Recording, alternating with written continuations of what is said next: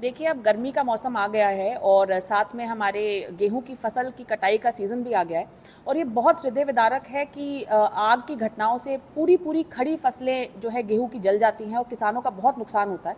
तो हमारा प्रयास है कि इस बार वो नुकसान को जितना कम से कम किया जा सके हम करें।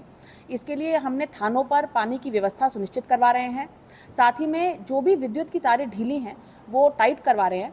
इसी के क्रम में मेरी प्रधान जी लोगों से निवेदन है कि कोई तार यदि आपको लगता है जिससे स्पार्किंग से फसल को नुकसान हो सकता है, अपने बीडीओ को अवगत कराएं और हम विद्युत विभाग के साथ समन्वय करते हुए उनको प्रायोरिटी पे उसको ठीक करवाएंगे।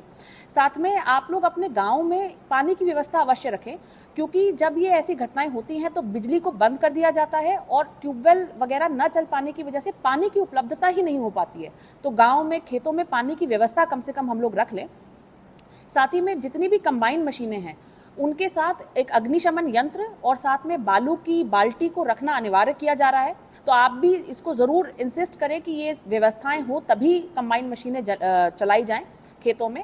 साथ में देखिए, जब ये खेत जलते हैं तो किलोमीटरों में फसलें नष्ट हो जाती हैं। तो आपसे एक विशेष निवेदन मेरा है, यदि आपके खेत में आग लग रही है तो कम से कम एक पट्टी को ट्रैक्टर से आप जोत लें, या जब हमारी टीम जा रही है तो उन्हें रोके ना। इससे आपकी भी बची हुई फसल बचेगी और साथ में दूसरे के खेत की फसल भी, वो आप ही के गाँव के लोग हैं, आप ही के भाई बंधु हैं, उनकी फसल भी बचेगी। तो विशेष मेरा आपसे निवेदन है कि ऐसा करें। साथ में पराली, इस वक्त तो भूसे का वैसे भी बहुत डिमांड है, पर पराली आप बिल्कुल ना जलाएं। अगर आपको नहीं आवश्यकता है तो हमारा पंचायत विभाग मनरेगा की मजदूरी देकर वैसे भी उसको आपके खेत से उठवा लेगा, आपकी अगर परमिशन होगी। तो मेरा आप सबसे निवेदन है कि ये छोटे छोटे कदम हम लोग उठाएं, जिससे किसी किसान की इतनी मेहनत, पूरे एक सीज़न का जो उसको पैसा मिलना था उसका जो है वो नष्ट ना हो। तो मुझे उम्मीद है कि इस बार हम लोग इन प्रयासों से अग्नि की घटनाओं को कम कर पाएंगे।